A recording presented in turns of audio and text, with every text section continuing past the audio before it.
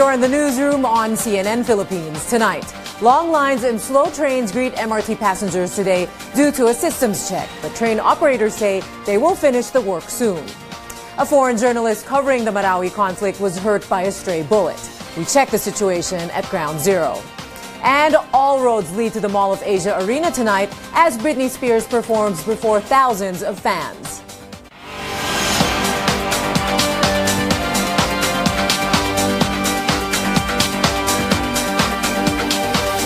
Good evening, I'm Mitzi Borromeo. Thousands of MRT passengers taking their patients to the next level as the train management conducts maintenance checks. This is causing longer lines as there are fewer operating trains running on reduced speed. It began when a train driver reported a strange sound and strong swaying in a bogie. That's the structure under a coach where axles and wheels are attached. Authorities discovered a broken axle. Our Cecilar Dezabo spoke to one of the affected commuters. The long lines got even longer in MRT stations, especially now with fewer operating trains. That's why 72-year-old Bert Olea is taking the train during off-peak hours. Good thing the elevator is working. He reached the waiting area soon enough.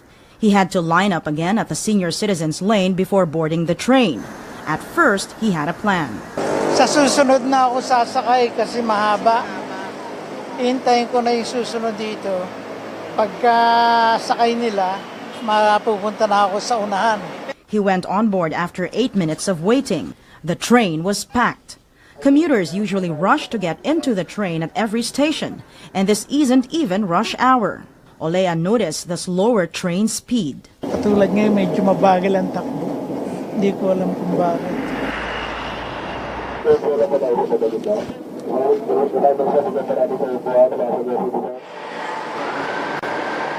Pero talagang ang malaking convenience yung nagtatrabaho ang mga elevator tsaka yung mga escalator. Kasi noon, halos hindi ako makarating sa ibabaw. Nagpapahinga ako sa pagitan. It took more than 30 minutes for him to find a seat. Authorities say from the usual travel time of 35 minutes from end to end, the trip could extend up to 50 minutes. But it took even longer for Olea to reach Taft Avenue Station at 12:11 high noon. His travel time, 1 hour and 7 minutes to reach the end of MRT. Maganda yung ginawa nila na may gwardiya para bigyan paunahin muna ang mga senior citizen. Hindi katulad noon talagang pag may elevator agawan. Pero ngayon talagang mahaba. Unmindful of the longer trip, Olea says he will take the MRT again when he goes home. Cecilar Dezabo, CNN Philippines. Transport officials say they're working doubly hard to make sure the train system is safe. Speaking to our chief anchor, Pia Ontiveros, on Newsnight, Transport Undersecretary for Rail Cesar Chavez assures commuters that the system check will be done tonight. That means MRT operators will normalize by tomorrow. Ang direktiba ho sa amin ni Secretary Tugade, safety first. Di bali kami pagmumurahin ng mga pasahero ngayon at deserving namin yung mga murang yan. Sapagkat araw-araw na lang ay halos ganito at lumala pa. Ang priority ni Secretary Tugade at ang instruction sa amin, priority ay yung safety.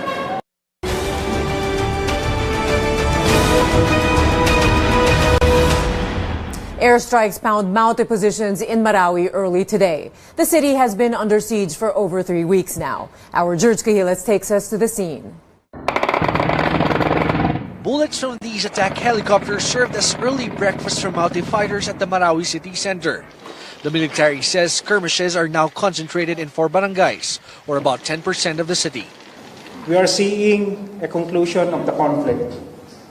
After security forces gained control of 8 strategic buildings in Marawi city, particularly in the conflict area, where Maute had positioned snipers and machine gun nests. As the firefight drags on, movement of reporters covering the crisis becomes limited. In a supposed safe area, a stray bullet hits Australian journalist Adam Harvey while covering inside the provincial capital compound. The bullet is still stuck on the left side of his neck. Inside the compound, yeah. And then what happened? I just felt like something, a stone had hit me in the side of the neck, but a piece of shrapnel. The direction of the bullets coming from the enemy is toward to the vicinity of Capitol and 103. Kaya po tayo pinag-iingat dito lagi because nasa line of sight tayo ngayon. Harvey was brought to the Amay Pakpak Medical Center. While inside, the medical staff reports the presence of an armed man near the hospital compound. Gunfire follows. More soldiers arrive to flush out the armed man. So we're now here in front of Amay Pakpak Medical Center, and currently members of the Philippine Army are clearing this area. Apparently there's a report of a possibility there's an armed man here. So now they're checking the area out so that to make sure that this area is safe. No armed man turned up, but 3 grenades were found inside the abandoned library just in front of the hospital. The area was declared clear. Wala. Sine-check namin. Wala naman siyang walang visual eh. Tinatanong namin kung nakita niyo ba. Wala naman silang nakita. The local government is optimistic hostilities in Marawi will be over by the end of the month. But military officials can only promise to do their best. From Marawi City, George Kailes, CNN Philippines. It's day 3 of oral arguments on petitions questioning the basis of declaring martial law in Mindanao. And the justices meet all concerned groups in a closed-door meeting. The justices hold a 5-hour internal discussion involving the key martial law actors. Defense Chief Delfin Lorenzana as martial administrator and AFP Chief Eduardo Año as martial implementer. But the court gave little details on what was discussed. Supreme Court spokesperson Theodore Te says the court heard the request of Solicitor General Jose Calida to keep certain information private. Calida described it as a fruitful discussion of issues and facts. Meanwhile, Te explains the court also heard the opposition from the petitioners and decided to continue the discussions internally. First clarification, there is no such thing as an executive session as far as the court is concerned. There is, however, a rule that allows the court to exclude the public when in the consideration of the court, information that will be disclosed may be prejudicial or detrimental. After the oral arguments concluded, parties now have until Monday, June 19, to submit their respective memoranda. Upon submission, the case is deemed submitted for the decision. Iligan City is the closest refuge for those fleeing Marawi. It also receives casualties from the fighting to give them a decent burial. And this closeness to the conflict is also making local officials there more concerned about the need to end the war soon. Our senior correspondent David Santos visits one funeral home for unclaimed bodies. They did not make it out of Marawi alive.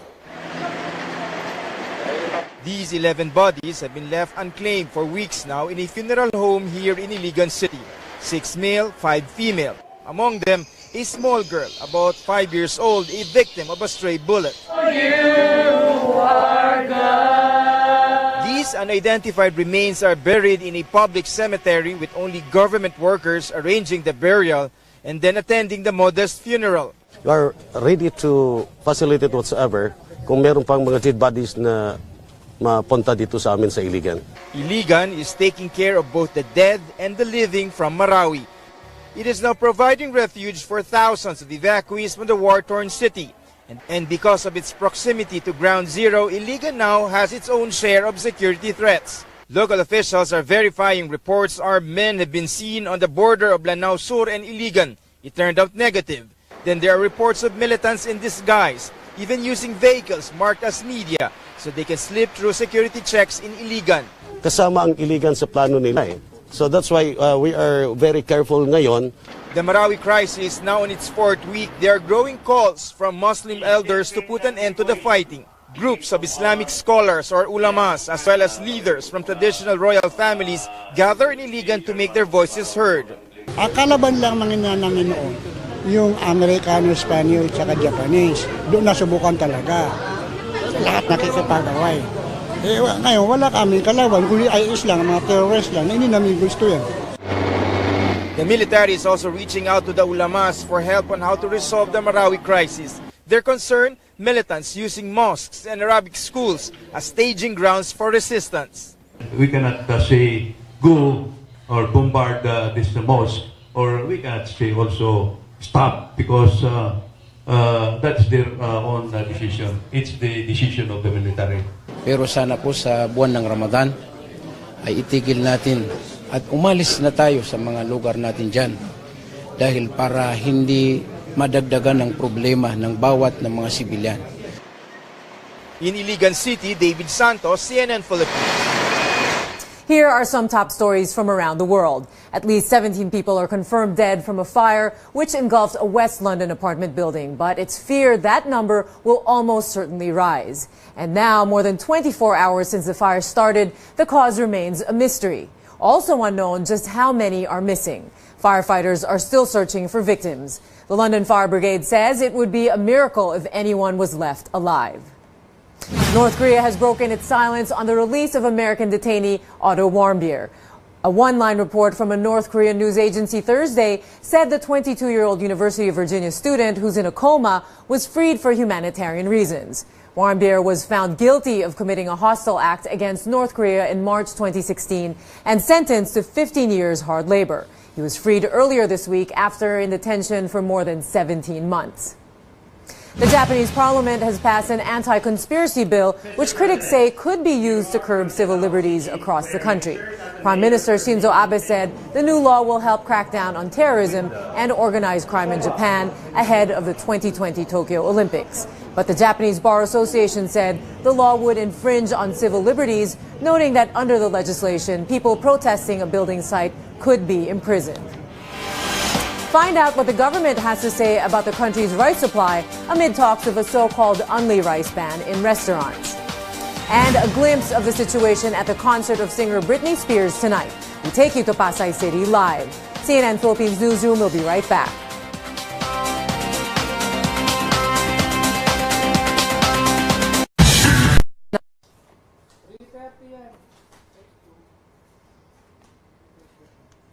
Good evening to those of you joining us on Facebook Live. Coming up for you in the next segment of Newsroom, there's a lot of news, of course, on this only rice, supposedly that's going to be the rice supply problems and the so-called ban on only rice. But we'll be talking about, we'll be bringing you more news on that, on the rice supply, and also there will be reactions from netizens, what people are saying about this only rice ban, because of course rice is very much a part of our culture.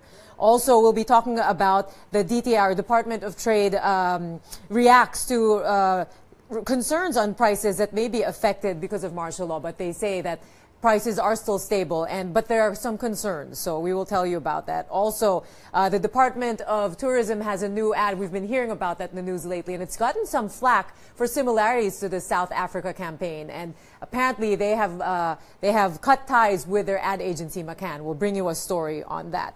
Now, we want to say hi to those of you who are greeting us on Facebook Live. Jobert Laspinas Estanislao, who watches us every day, it seems, watching from Bahrain. Also, Johnny San Miguel is watching from Corpus Christi in Texas. Jace Cualquiera is watching from Davao City, and Tom Guillermo is watching from Saudi Arabia. We also have Shadow Girl Mandapat, who is joining us from Kuwait. Rizaldo Vacunawa is watching from Hong Kong.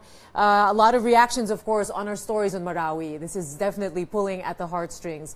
A lot of devastation there, and people are very interested in this news. Also, we have watching from Canada, Rolly Barron. And again, another viewer from Hong Kong, Merce Tulin, joins us on Facebook Live also. And we also have a lot of people joining us, well, really, from all over the world. And Faisal Madale Magayong says, good job, Iligan. Please continue to let us know where you're watching from and what you think of the stories. Please stay with us until the end of the show.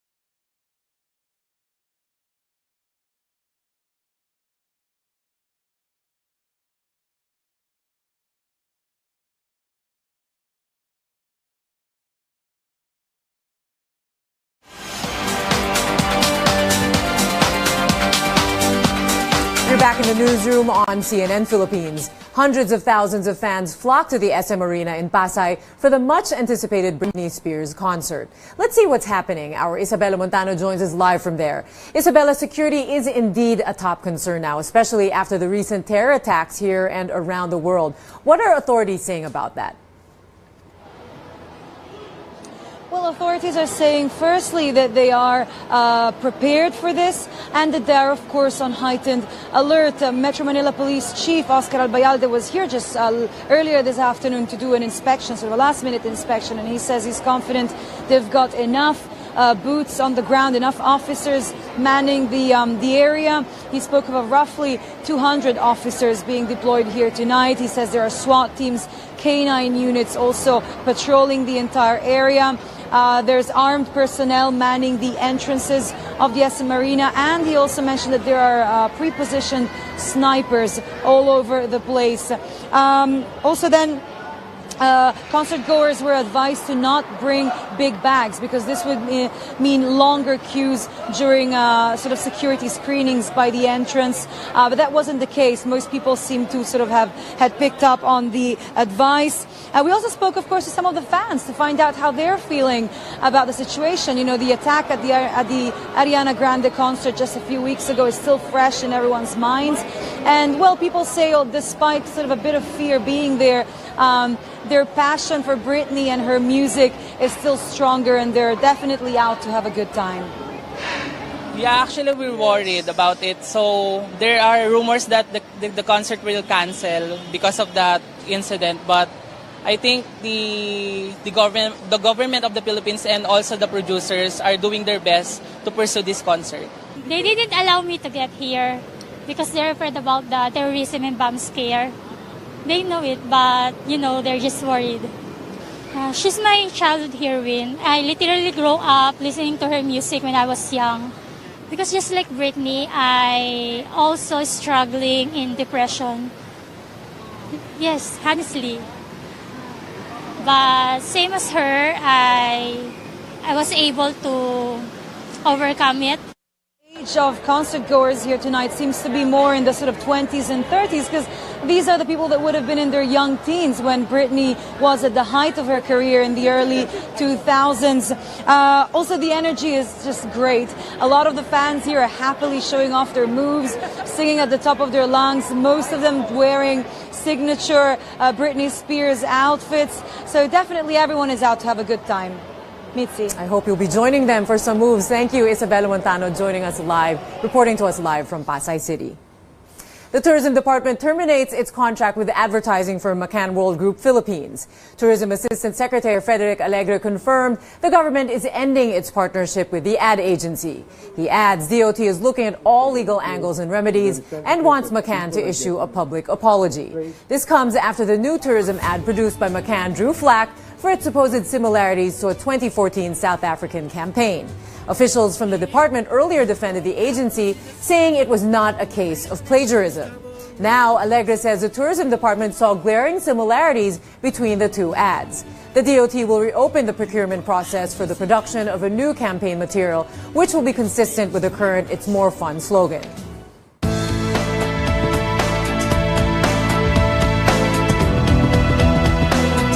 The Trade Department says the country still has sufficient rice supplies this year, which should calm fears about the so-called end of unlimited rice promos. Trade Secretary Ramon Lopez says the rice harvest hit a record high of 4.15 million metric tons in the first quarter.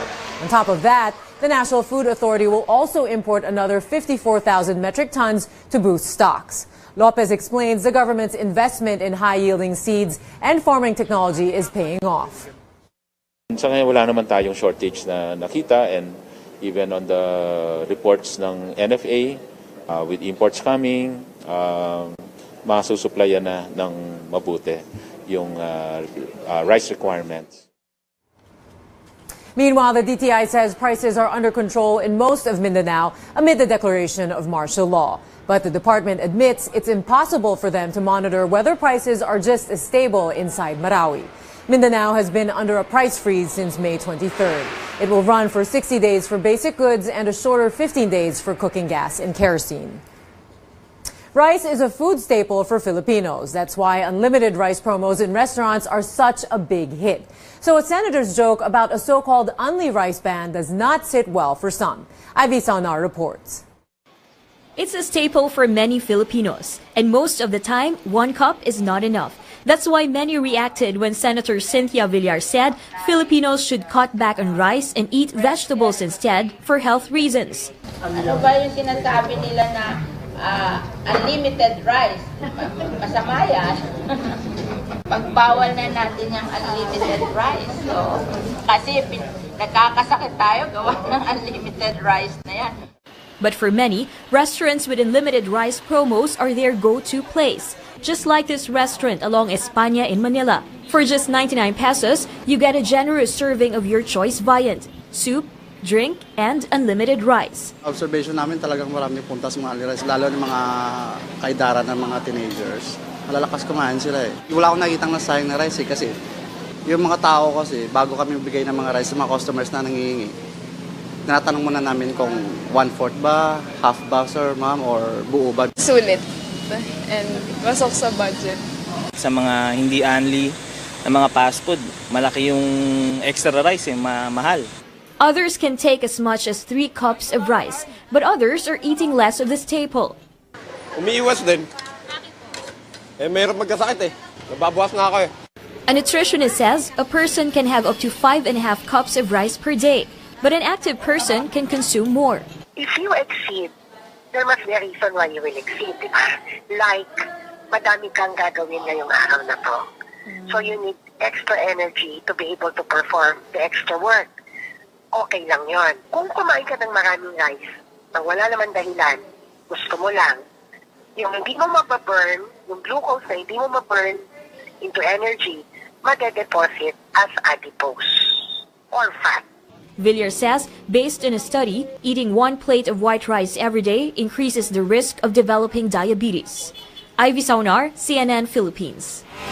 Singer James Reid teases fans with his new song, a sample of his original composition after the break. Keep it here on CNN Philippines Newsroom.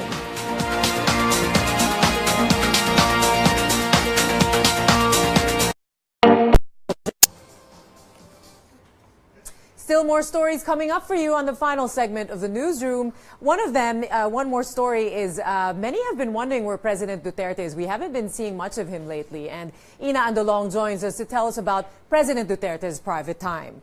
Also, we'll be talking about Liza Soberano, who will be playing the new Darna. We'll look at some of the training that she's been doing for this role.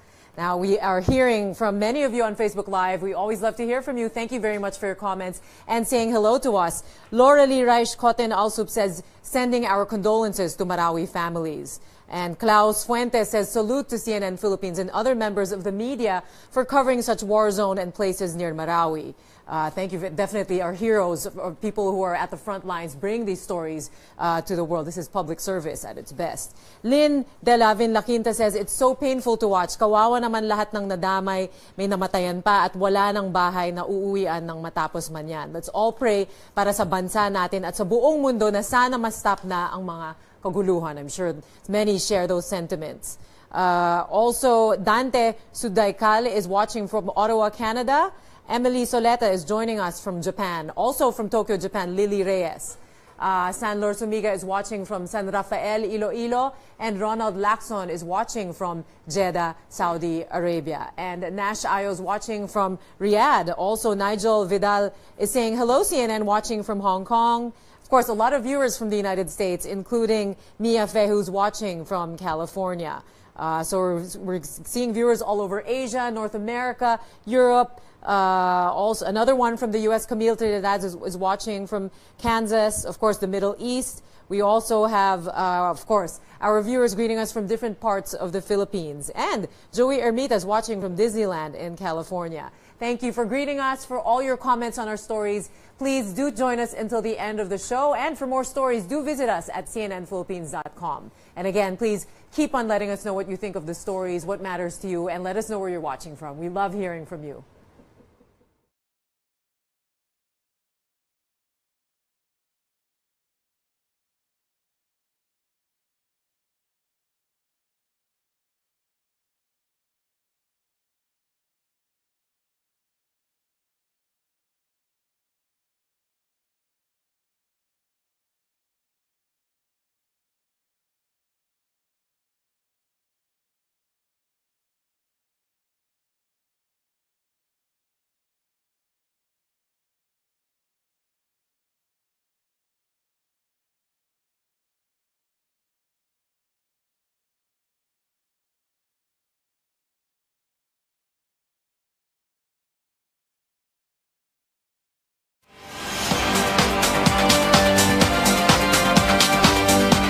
Welcome back. Have you been wondering where President Duterte is these days? Malacanang says he's still on private time. The story from our senior correspondent, Ina Andolong.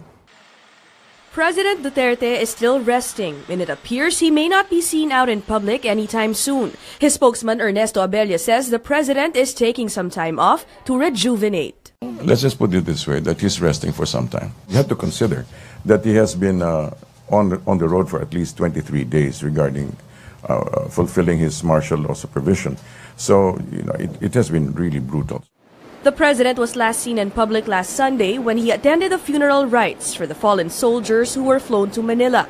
He's been on private time since then, triggering speculation he may be sick.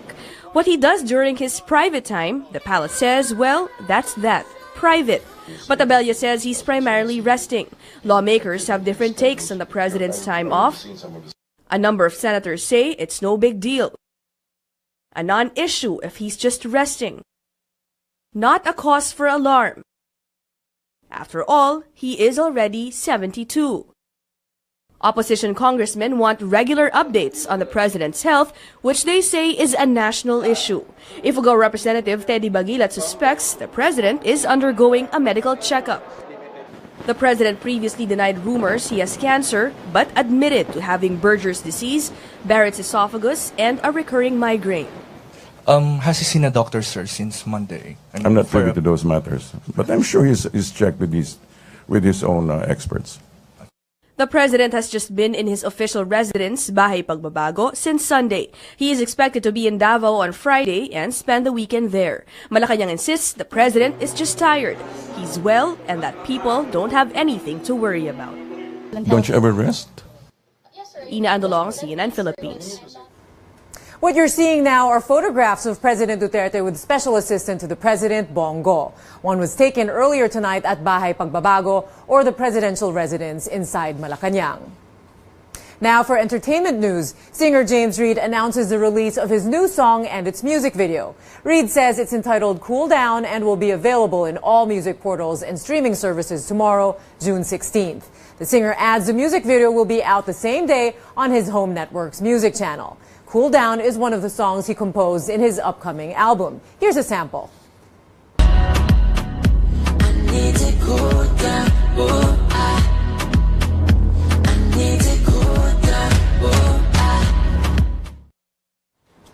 Meanwhile, no word yet on the release of James Reid's new album.